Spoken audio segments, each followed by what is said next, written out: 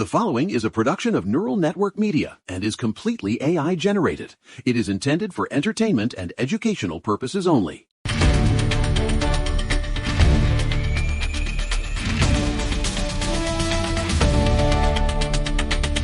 Saturday, March 28th, 2026. Okay, gang, welcome back to the Neural Right, your daily dose of common sense in a crazy world. We have a very busy show today. It's a Saturday, but the news cycle is absolutely refusing to take a weekend. My wife, who is a doctor, and a very busy one at that, told me this morning that she's seeing more stress-related ailments just from reading the headlines. And I told her, well, facts don't care about your feelings, but they certainly seem to care about your blood pressure lately. Yesterday, we covered the administration's recent victories, specifically Linda McMahon's restructuring of the Department of Education and that massive settlement for Michael Flynn. We also looked at the tragic death of Sheridan Gorman in Chicago. And today, the world is just as chaotic, if not more so. I mean, really, it's not just the headlines, Josh. It's the reality. It's the feeling that the floor is made of Vanderbilt glass and the ruling class is wearing golf cleats. I'm sitting here in the studio in Maine looking at a new fishing lure I just picked up, and I'm wondering if the fish are this confused by a piece of plastic. How are the American people supposed to handle what's coming out of Washington? Why are they doing this? Why is everything happening at once? Well, if we want to talk about why, we have to start with the people who actually think they're in charge of the why. And Will, you were looking at this Pramila Jayapala situation, which, I mean, hypothetically should be a satire, but it's real. It's very real, and it's terrifying. I was watching this House subcommittee hearing yesterday, and my jaw was on the floor. Think about it. We're sitting here in March 2026. Inflation is projected at 6.9%. People are struggling to buy basic groceries. And Representative Pramila Jayapal is in a subcommittee hearing basically demanding reparations for illegal immigrants. She's calling it reparations for trauma. She says families affected by Operation Metro Surge deserve financial compensation because they were traumatized by the enforcement of our laws. I mean, think about it. The laws were enforced. That's the trauma? Okay. Let's assume for the sake of argument that she's serious, which she is. She's framing law enforcement as a taxpayer liability, and it's the absolute intellectual sloppiness of it all.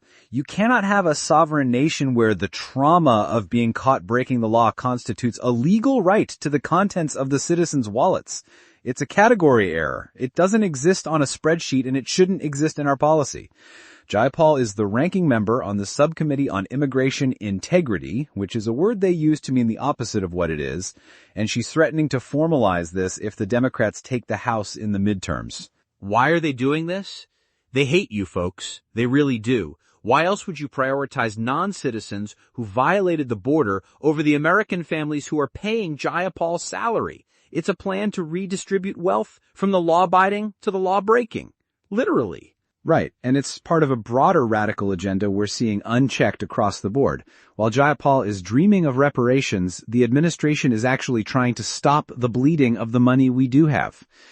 Folks, J.D. Vance held the inaugural meeting of the Task Force to Eliminate Fraud yesterday. Right, the strike force. And this isn't just a committee, it's a high-stakes enforcement phase. We are looking at $162 billion in improper payments every single year, and total fraud estimates are potentially hitting $500 billion. Wow. Right. Vance singled out Minnesota as the poster child for this corruption. Following that $300 million pandemic food fraud case, federal prosecutors now think Medicaid fraud in Minnesota alone could be in the billions. So what does Vance do? He stops the money. He announced a temporary halt of some Medicaid funding to Minnesota until they implement basic fraud controls. Is that right? He just, boom, halted it. He held the hammer. He said, hypothetically, if you can't account for the money, you don't get more of it. He warned that California, Illinois, and New York are next on the list. My wife, the doctor, sees the administrative waste in the medical system every day. And let me tell you, if you actually audited these state-level Medicaid programs with any degree of rigor, the whole house of cards would collapse. Facts don't care about your feelings, and they certainly don't care about Minnesota's feelings regarding their post-pandemic accounting. But Josh, think about it. The media is going to frame this as Vance hates the poor. That's the frame. They always frame it as cutting services instead of stopping the theft of services. Why do they protect the thieves? Because the thieves are their friends? Exactly. And that brings us to the DHS. Which is a total disaster. I mean, really? We are on day 42 of a partial government shutdown. It's the longest in the history of the Department of Homeland Security. And the Senate tried this ridiculous carve-out strategy early Friday morning. Right. They wanted to fund the TSA, the Coast Guard, and FEMA, the things that keep the ruling class traveling comfortably, but they wanted to leave ICE and CBP completely unfunded. Chuck Schumer called it holding the line against what he called Trump's lawless militia. Think about it. The Border Patrol is now a militia to these people. It's the height of irresponsibility.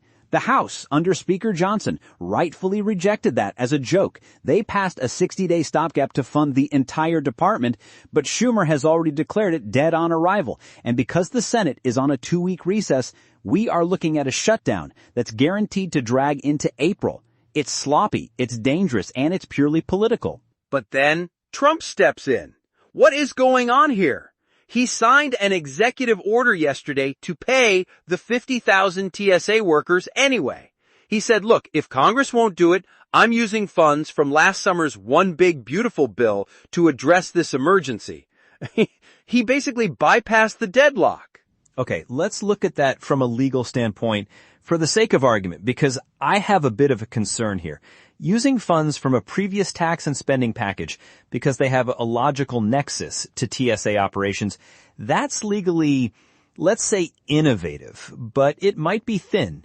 But the airports were at a breaking point, Josh. Right. We're talking about 4-hour lines at Houston Hobby and Atlanta, record-breaking resignations. The system was collapsing while the Senate went on vacation. Trump saw the emergency, he used the National Emergencies Act, and he told Secretary Mullen to get the checks in the mail by Monday. I mean, think about it. Should we let the country grind to a halt because Schumer wants to play chicken with the border? I understand the pragmatism, and I love that the workers are getting paid, but we have to be careful about the executive branch treating the Treasury like a piggy bank whenever Congress has a tantrum.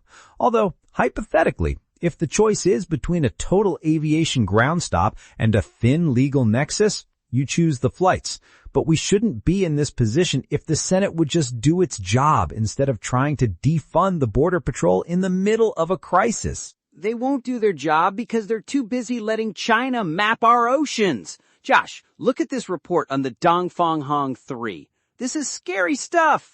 It is. And folks, this is the real silent war happening right now. China is conducting a massive undersea mapping operation across the Pacific and Indian Oceans. Right. They claim these are climate surveys, but naval experts are sounding the alarm. They've been tracked near Taiwan, near Guam, which is our nuclear submarine stronghold, and the Malacca Strait. Facts don't care about your climate surveys when you're measuring seabed terrain and salinity to allow your submarines to navigate without sonar. Stealth mode! Exactly. They're building a transparent ocean network of sensors that could nullify our Navy's undersea advantage. And while they're mapping our waters, our lawmakers are finally, thankfully, moving on the Biosecure Act. We are trying to build a pharmaceutical wall to end our dependence on contaminated Chinese drugs.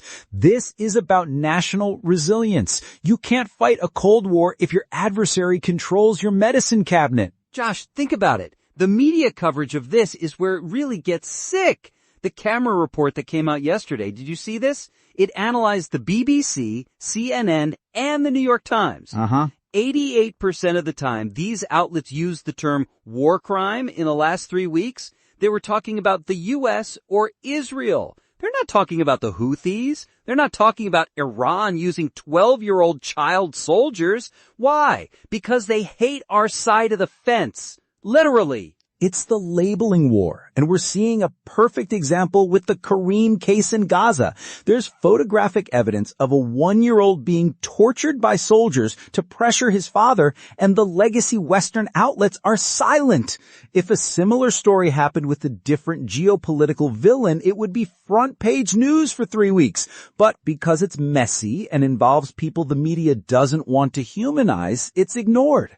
They treat war crime as a political weapon, not a legal definition. It's all relative to whether they like your values. It's what I always say. They hate you, and they show it in what they choose not to report. Before we get to the main event, and folks, the Iran conflict has reached a terrifying inflection point. We need to talk about what actually supports this kind of independent analysis. Real independence isn't free. This entire network, from this show to our flagship, The Neural Daily, exists because one man, Eric Christensen, decided to build it himself. He didn't ask for a government grant. He invested his own capital and technical expertise to architect a media platform that respects your intelligence.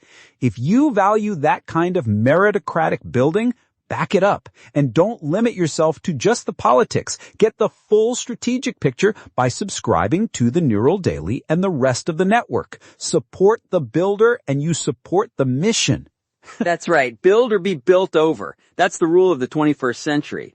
Now, speaking of things being flipped, Josh, I have to bring this up. What is going on with Tiger Woods? It's a tragedy of repeating history. Friday afternoon, 2 p.m., Jupiter Island, Florida, a rollover car crash.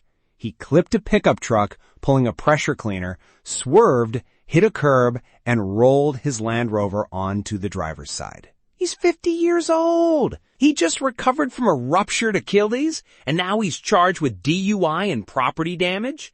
I mean, think about it. This is his second DUI involving medication. He had that horrific 2021 crash in California, too. Right. When does the common sense of having a full-time driver outweigh the desire for independence? Is he trying to prove he's still the same guy? Or is the ruling class just so used to having their own rules that they think physics doesn't apply? Hypothetically, if you have hundreds of millions of dollars and a history of flipping SUVs, you hire a driver. But this is the logic bully in me. It's the same depraved indifference we're seeing in other headlines, like that 23-year-old woman in Suffolk County who was just convicted of first-degree murder because a man parked his car in front of her home. She killed him over a parking spot, orchestrated a kidnapping and execution. The DA called it the pinnacle of depraved indifference. It's a culture of senseless violence that we're seeing everywhere, from that school stadium shooting in North Texas yesterday, a murder-suicide in a U-Haul, to the terror investigation in Austin. The FBI is now investigating that March 1st mass shooting as a potential terror plot. The gunman was wearing property of Allah clothing and an Iranian flag design. And the media will still say it's unclear what the motive was. Why are they doing this? It's all connected to the devaluing of life. Look at the expansion of assisted suicide in Canada, Josh. This is civilization-ending stuff. That's right. Canadian evangelicals are calling for a halt to expansion for mental illness. They're calling for help, not harm. But the state just sees it as a budget-saving measure. It's the ultimate sloppy solution to human suffering. We have a culture in crisis, and you can feel it in the economic numbers. Josh, did you see the University of Michigan Consumer Sentiment Index? Plunged 6% to 53.3 points. Think about it. That is the lowest level of confidence since late 2025. Why? Because gas is $4 a gallon. It's gone up $1 in a single month. It's the Iran war effect. The primary driver of this economic anxiety is the military conflict involving Iran, which has disrupted global oil supplies. People feel the pinch at the pump long before they see it in the GDP reports. Right. And the S&P 500 has slumped 6% since this thing erupted on February 28th. What is going on with this Iran conflict? We need the deep dive.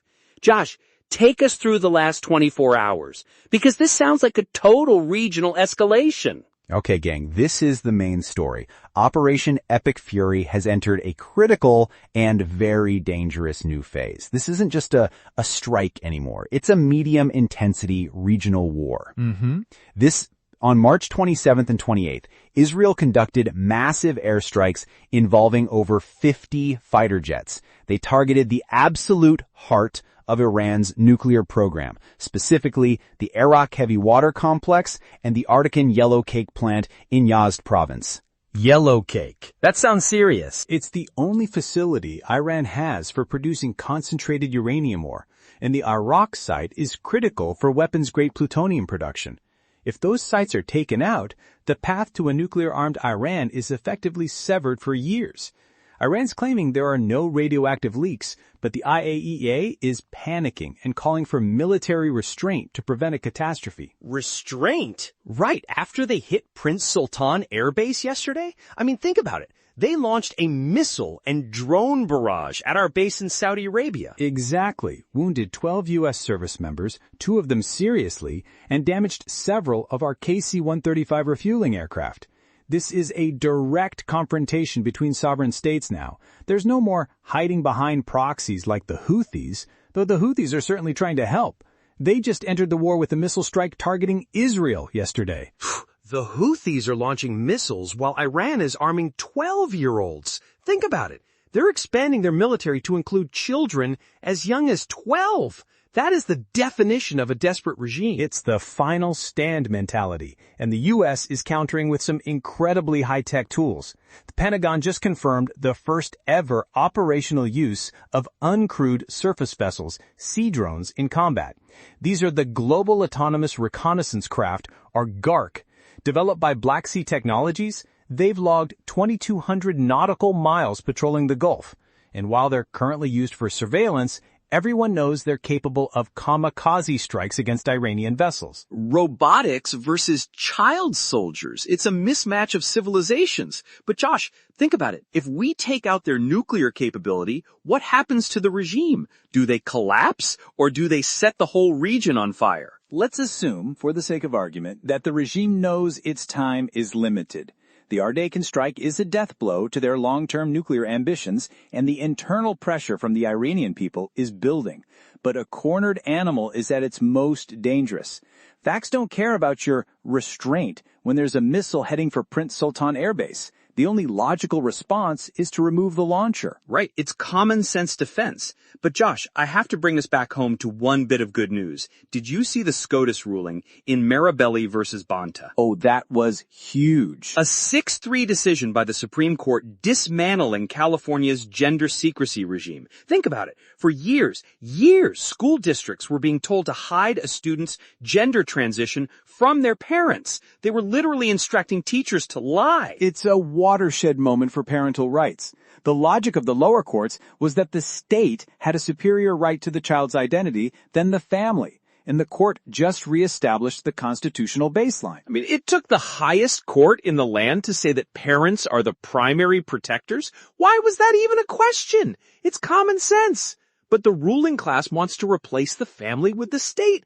That's been the game for a generation. And this ruling just threw a massive wrench in their plans, literally. It's a cleanup of the sloppy administrative overreach we've seen for a decade, and it's already rippling out to Ohio and other states. Folks, this is how we restore order. We return to the spreadsheet of reality.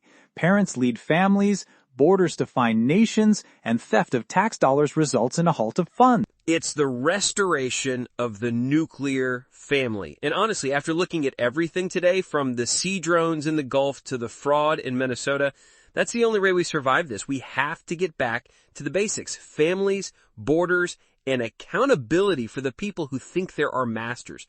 Think about it. Why should we accept anything less?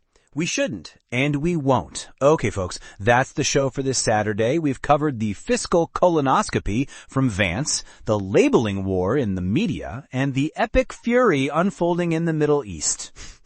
And Tiger Woods flipped his car again. Stay safe out there. And if you've got Tiger money, please hire a driver. They hate you, but we don't. Think about it. Facts don't care about your feelings, but we certainly care about your daily dose of common sense. We'll be back tomorrow with more updates from the Gulf and the legislative battles in D.C. Stay sharp, stay informed, and stay right.